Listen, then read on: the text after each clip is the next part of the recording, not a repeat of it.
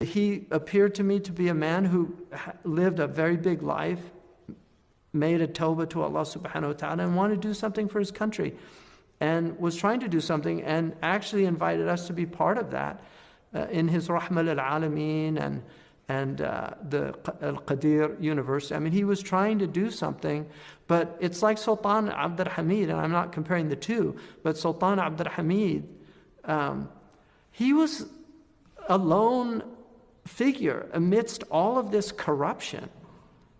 How much could one person do if you don't have the people around you? هُوَ الَّذِي أَيَّدَكَ بِنَصْرِهِ وَبِالْمُؤْمِنِينَ. He gave you victory with those believers. So there's all these people that have their hopes, and we should just be praying for these people, because